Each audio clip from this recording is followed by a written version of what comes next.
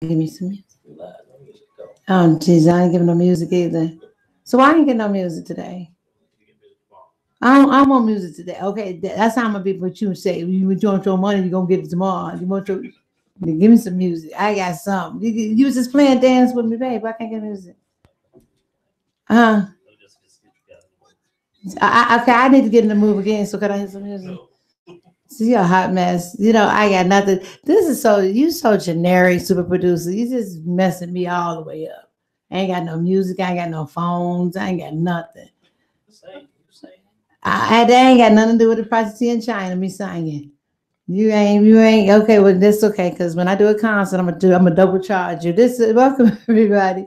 This is your girl mixing the double lady princess, and today on IntellectualRadio.com. Welcome to another happy Tuesday. Of course, I always get wonderful guests. My super producer is a hot mess this week, guys. He is on the list and he knows it. He ain't got no music for me. It's like having Kool-Aid, no sugar, peanut butter, no jelly. You know what I'm saying? How you gonna do all this and don't have everything? But that's okay. And then he gonna tell me, wait, y'all, hold on. It's all y'all listening to that because I got people coming on that. He gonna tell me, you can go ahead and sing. You know what?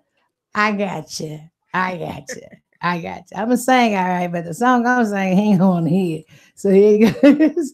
So, and if you notice today, so we're going to be doing live. First of all, I would like to, congratulate him for moving into a new location. Yeah. So we are in a new location. So if you can see the background's a little different. We don't have a television behind us, anything. We actually have a green school. I think we did like the Jeffersons. We moved on up. You know what I'm saying? So he moved on up. So we're definitely going to be looking for sponsors and everything like that. But today I have a very special guest. She's all the way from the south side. Is she really south side or south side? South side. South side. You know what I'm saying? You gotta say it like south side. Good. South side. She's like she can't even do it. But she is running for an office. Let's see, here she is.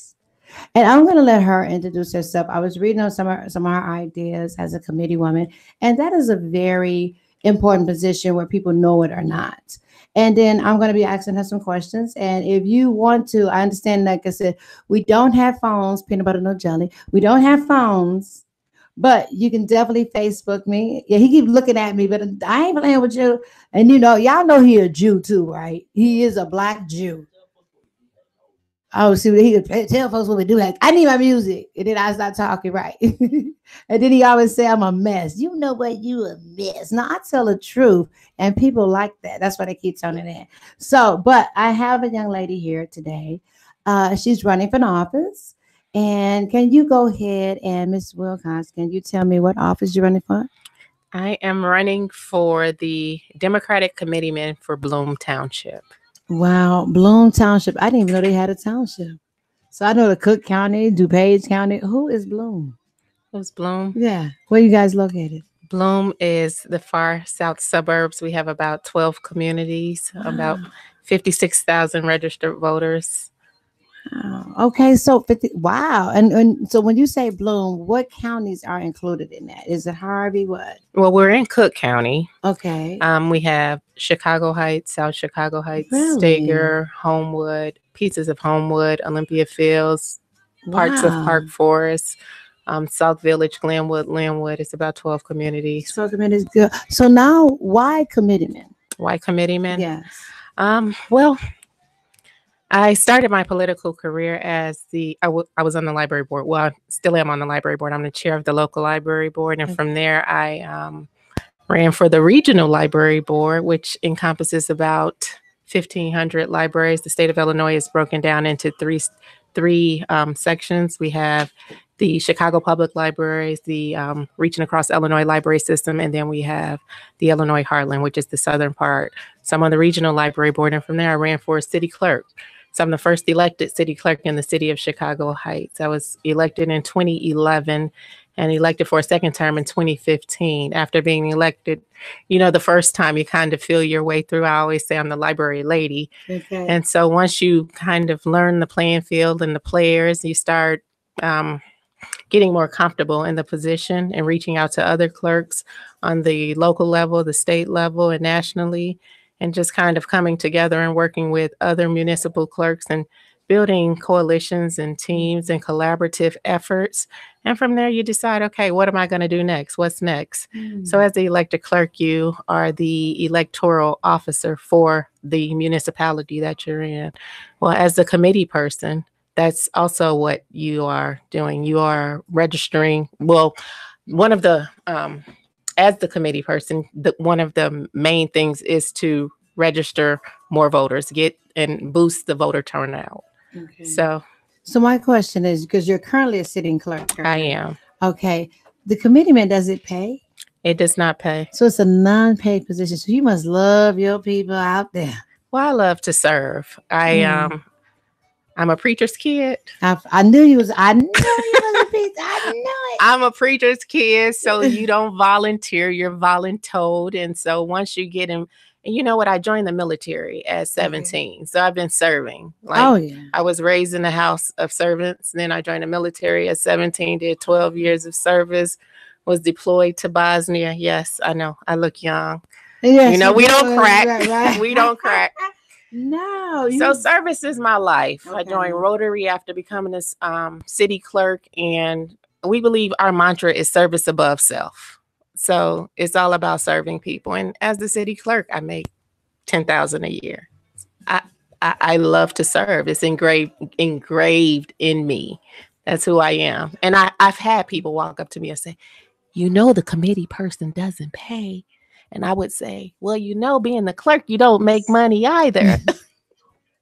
So you already know that you're not, wow, you do love people. So besides the committeeman, you know, and I know you want to get out the votes and you is trying to make awareness. I mean, you've been in the Army, you're a PT kid, a preacher's kid. So you've been doing it. Now, I know we're working for this election. Who's currently the committeeman? Who's currently? Is there somebody in that position now? There is someone in the position. That needs to be replaced? Well, I would say, yeah, their time is up. Okay, so we're not going to even talk about them giving them no poll. We're going to just say that you the first, I have to say this, African-American woman that's going for that position. I will not be the first African-American woman, but I will be the first woman of color or woman of African descent to hold the position since 1997. The last woman that held this seat was Bertha Scott, and she's no longer with us, but she was a great and effective committee woman. Interesting. And again, Ms. Wilcox, give me some history. I mean, I got this wonderful flyer here for those who are in your neighborhood, and tell them, why should they vote for you? Why should you vote for me? Well, I am a person of the people. I'm approachable. I believe in engaging the residents. I believe in educating the residents, and I believe in empowering the residents. But when you look at Bloom Township and you look at voter turn, okay, so for instance, there are 30 township committeemen. Of the 30 township committeemen, there are only 2 women that hold. Of 30, there are only 2 elected committeemen that are township that are women. You know that. So we are not at the table. If we're not at the table, then we are on the menu. So a vote for Lori Wilcox will be a vote for putting another woman at the table. And it will be a vote for putting someone that is approachable at the table, someone that is transparent, someone that is going to get out and help push the vote and help deliver the votes for the Democratic candidates coming through Bloom Township. And why do you think that is important? It is important because, well, right now, statistically, there are only 20% women holding elected offices.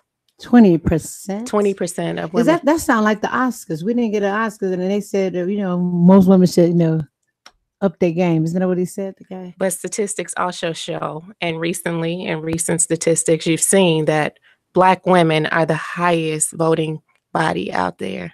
So we need a person like me to hold that seat. Because you are the best candidate. I am the best candidate. That's what I want to hear. You got to on this show. You got to bring it, girl. You got to talk about how good, why they should vote for you. And now you said you was a preacher's kid. I am. Okay, how did that feel growing up? Like I said, you're voluntold. I've never heard the voluntold, but I like it. So you just do. It feels like you never sleep. You're always at church. You're always doing something. You're always on the go. I mean, so besides this and the clerk position, what do you do full time? A lot of community outreach and collaborations and girl, how do you live? Girl, how do you eat? How do you eat? How do you get your grub on? We gotta have $10,000 is not enough money a year for a clerk making no money. How do you eat? Oh, how do I eat? Sit down. No. See, no, I ain't what I'm talking about. What's your full time 911 40 hours a week? JO to the B. No. I do consulting for various organizations, community outreach, and going into schools and doing after school programming. Is you a paid consultant? You like a lot of free work. I am a paid consultant. Okay, because I'm trying to get to what you do. Are you a lawyer, doctor, attorney, Indian chief? No. Okay, so you do a consulting work. What kind of consulting work? Community outreach. So, for example, we'll have a library and they'll want you to go into the schools and promote library services because that's my background. Or you'll have a vending company or something and they'll want you to do business development for their company because you have, yes. Wow. How long have you been doing that? All my life. Oh, Lord. You've done everything all your life. So what is your favorite sport? I am not competitive at all. I am not competitive at all. In high school, I was on cheerleading, track, and cross country. I was horrible in cross country. I was horrible in track. I was an okay cheerleader. So I think that fell on my children. Okay. So you live in Chicago. How long have you been living here? I've lived in Chicago Heights most of my life, except the times that I was deployed with the military. And now I got to talk about deployment. Deployment for the military. Was you in the Army? What's reserve? What? I was in the Army Reserve. I was in the Army Reserve for 12 years, but I was deployed to Bosnia for about 10 months. How was that? It was an experience. So my unit was just equivalent to the civilian world. It would be HR, human resources. The military would be called the S1 or 71 Lima administrative specialist. But like I said, equivalent to the civilian world, that would be human resources. And the unit was a postal unit. So our unit literally went to Bosnia to deliver mail to all the soldiers. But when we got over there, it's called a field grade promotion from specialist to corporal. And they sent me to a post by myself for about 7 of the 9 months. So I was assigned to a unit, 2nd ACR, as the cavalry unit, which is infantry out of Fort Polk, Louisiana. So it was about 700 men and 30 women on the post. So I'm kind of used to working in environments where it's like 80% men and yes, I see. 20% women. And so I delivered mail. I was the mail lady. Right now, I always say I'm the library lady, but then I was the mail lady. So when they came off of missions at 3:00 in the morning, there was a knock on my door. Corporal Wilcox, you had to go and give those soldiers their mail because that is their link to home. Really? Well, I asked that because when you said military, my son he's in the military now. So he just graduated from Georgia and they put him into Texas and he's infantry. So I'm like, okay, what is this life about? So you speaking on that military part, that's what I had to ask about, that military part. So I always joke with parents and they'll say, well, what do you think about my kid going to the military? I'm like, look, you can get shot up in Chicago. Oh, wow. You can get shot up in Chicago Heights. You can get shot up in Maywood, Westchester, wherever you want to go, you can get shot up. If it's your time, you will go. It's written in the books. So you cannot go in looking for that or speaking that into your life. You go in with a positive attitude that I'm going to serve my country. So what made you want to serve in the military? Okay. Was it a getaway? Was it like, I got to get out of here. I'm about to get out of here. Or you just say, you know what? I want to do something for my country. That wasn't the case. Okay. I was a first generation college student. Okay. I didn't know about the grants and financial aid. So the recruiter showed up to the school recruiting students and he gave us this spiel. You're going to college for free. And I'm like, okay, sign me up. So he was like, you are the first person that signed up in 3 days. I went home. I'm like, Ma, sign me up, sign this paperwork. I'm going to go take the test and go. And within 3 days, I was signed. I went and took the test and signed up for service. So was there any fear factor once you got there? Or do you think I made a mistake? Was it anything like that? It was my first time being away from home, first time on an airplane. I'm the third of 10 children. I'm the third eldest of 10 children. So I just kind of roll with the punches all the time. All the time, I just kind of just took everything with a grain of salt, and I still do it now. So I don't really internalize like the fear factor or what am I doing or like I didn't plan this out effectively. You know, I always say if it's my calling in life, then it'll work out. And if it's not, then you know what? God has something better for me. And I went, and it was one of the best decisions that I made. I will not complain about it. So did you travel the world? I traveled the world. I've been to about 7 to 10 different countries. Bosnia, Austria, Germany, Japan, Korea 7 times. It was the life. I cannot say anything negative about it. Wow. And you come back here running for a position as a committeeman for your town to give back. That's somebody with that type of experience, I would think that you run for something like a congressman or congresswoman or something of that nature, considering that you've served on a library in your community.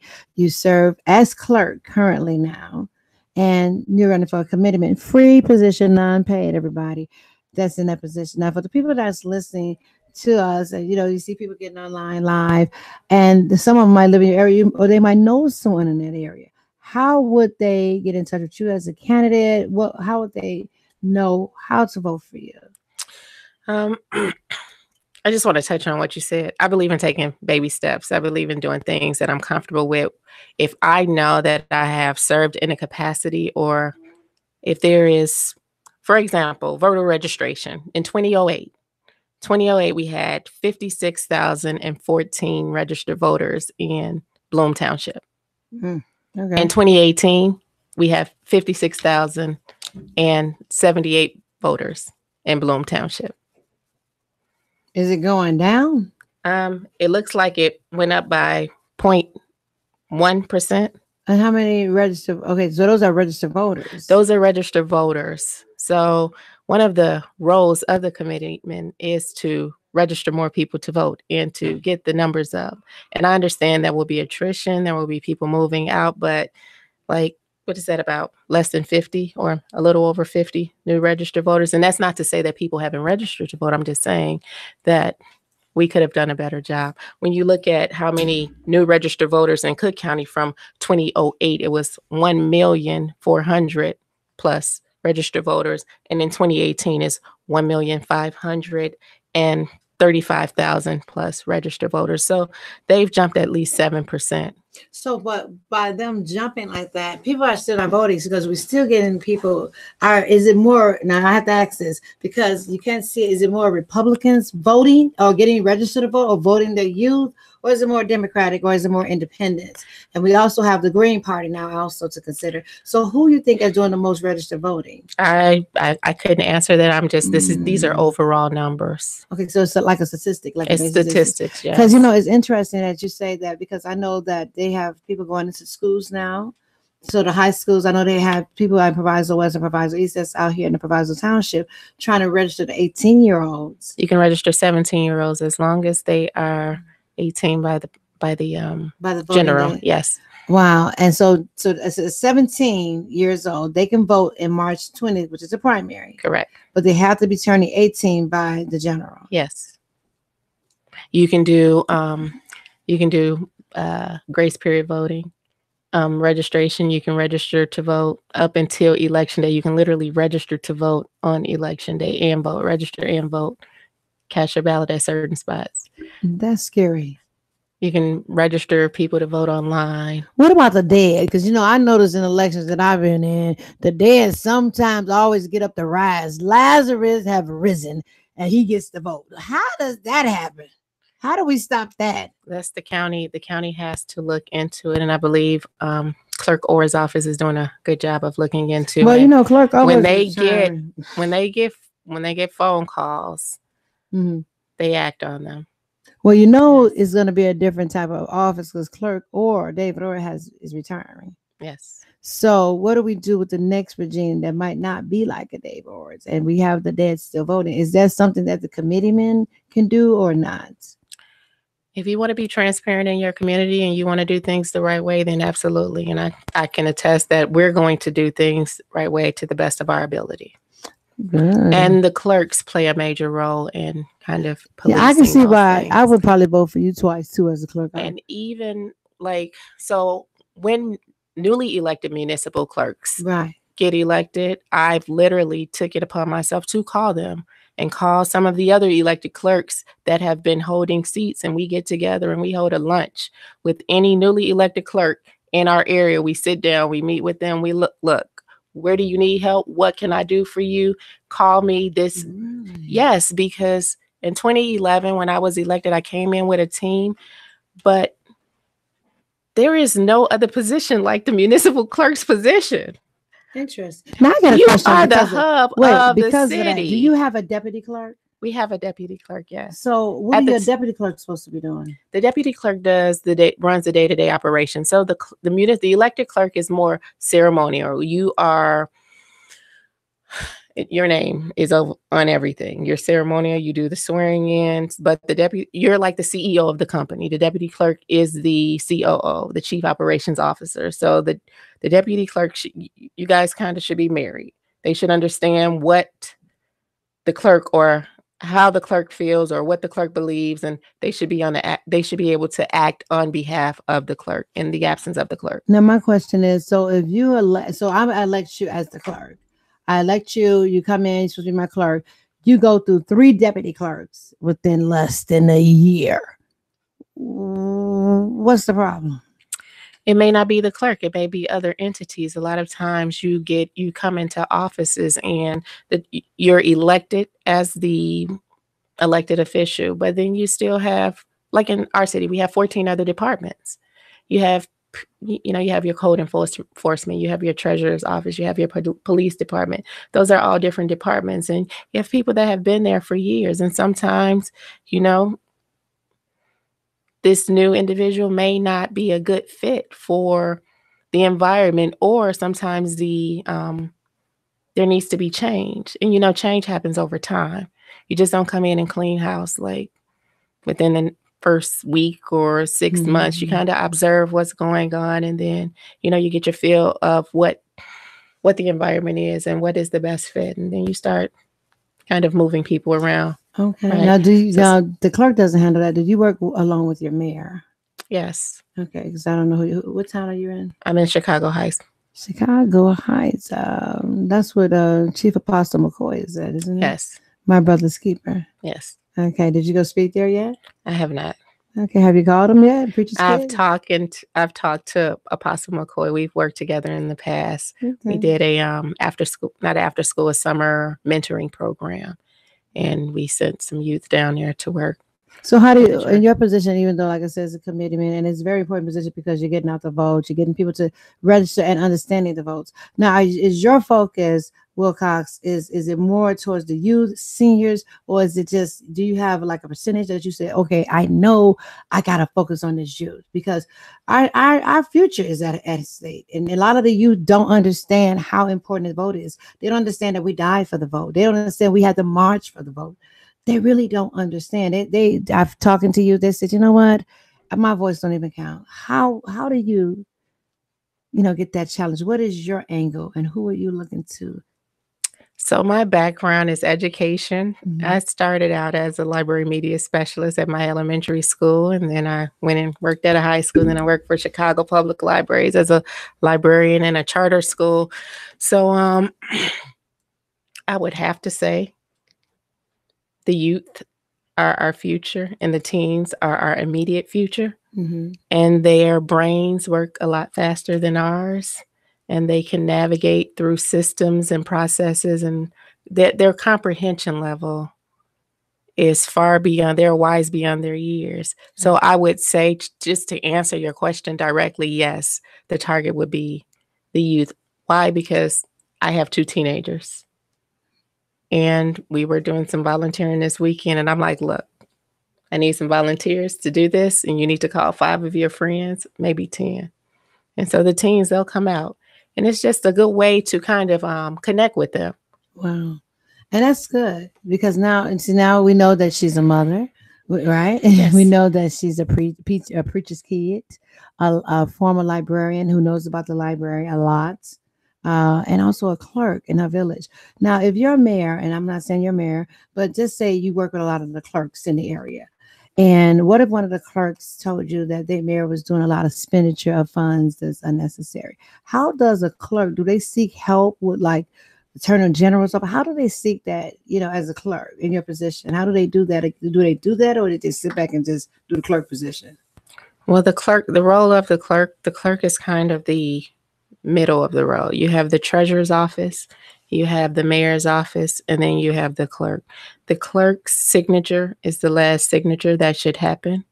And so the clerk is the person that should keep the checks and balances between what was voted on by the council and what was signed. Really? So Did y'all it hear is your that? role as the clerk. Okay, Most 'cause- municipal clerks are the FOIA officers and open meetings act so wait. officers. So the clerk is the FOIA officer. Is that what you're saying? You should work with your corporation Wow. counsel.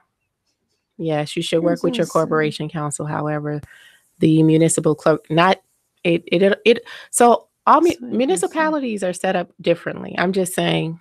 No, right. I like the way you're saying it because it's explained to me. Because one person said, "Good question." That's why I'm asking. Yes. So is it traditionally the municipal clerk is the FOIA officer, FOIA the freedom of officers. because we're the hub of the city. I tell people, they're like, "How did you leave from being a librarian to going to be a municipal clerk?" I said, "Well, actually, the clerk is the historian of the city. We are the keeper of the records. We keep all records. We keep all contracts, which is why most clerks are the FOIA officers, because you have the information."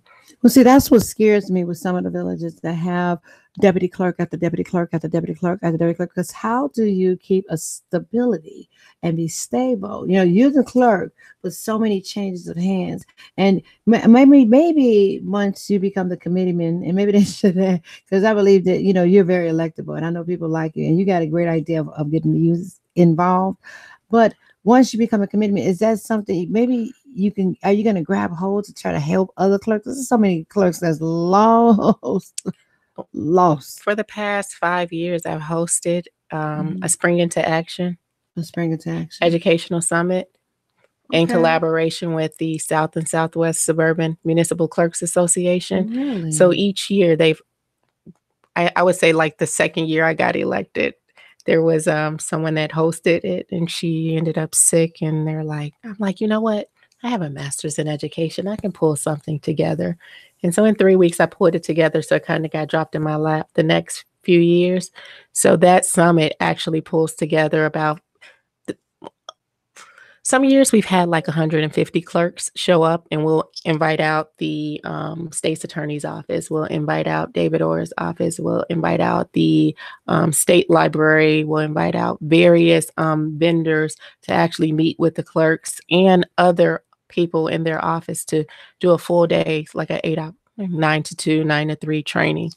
So it's usually hosted. We've even had our recorder of deeds office out to do a full day's training to municipal clerks. And I've done it probably for the past 5 years. This is the first year that I'm not doing it. But of course, I kind of got my hands involved in something else right now.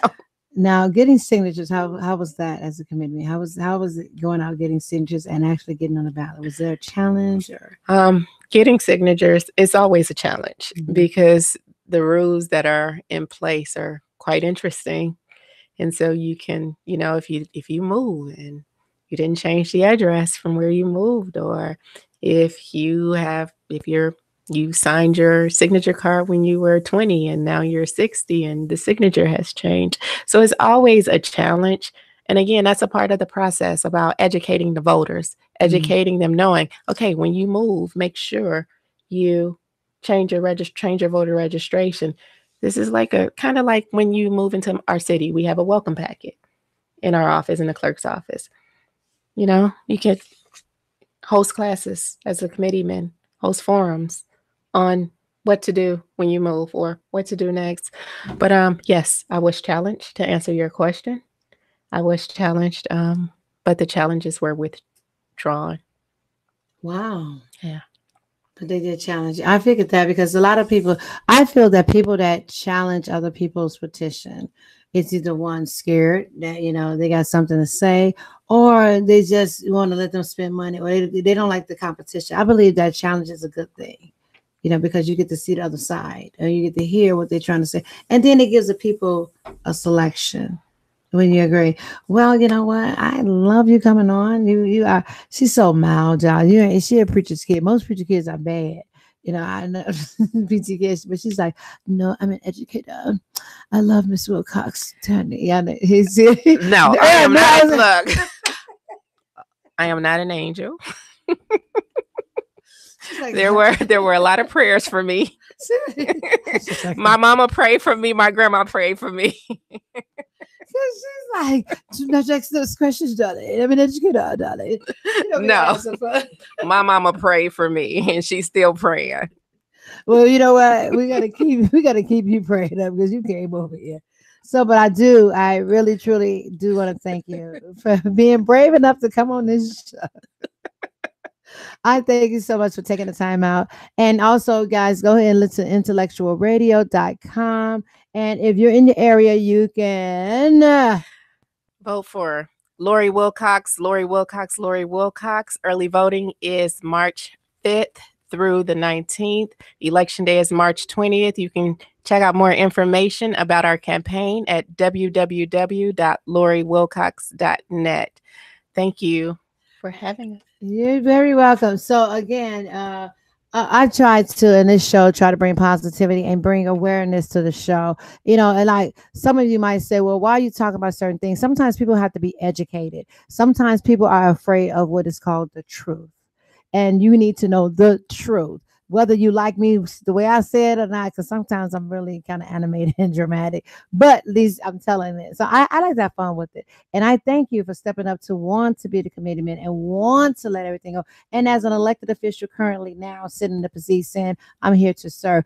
That's a huge thing. You served in the military. That's a plus. You're a mother. You're serving. You served on a library board. You're serving. You only make $10,000 a month with a master's degree education because you just want to serve. Now, if they don't just vote just because of you just want to do that, then they already lost. You already made a difference without even making a difference. You're showing people the way, and I respect that in you. So if you're out there, please go out and vote for Wilcox. And early voting starts when? March 5th. That's March 5th, early voting? Right around the corner. And Lazarus can vote, Moses can vote, Noah can vote, because y'all know everybody vote under them names and they don't even be here. So, but I do thank you so much. And thank you for your service. She gonna say that. It's a hot mess. And we want to thank my super producer with no music. I'm serious, keep talking about that. He owe me a discount. But we want to thank everybody for coming out. This is your girl, Lady Princess, and we're doing it big here. Again, I want to thank you for my special guest, and we're going to be promoting her. But please go to the website if you have any questions, and we need volunteers to help her out, you know, to get the message out. She got 1 or 2 pushes, right? Because the 5th is the early voting, right? Yes. Let's push her out there, guys. If you're listening on Facebook, go ahead and share my link and everything. And we do thank you. We appreciate you. Now, can I get some music? Super producer, just some.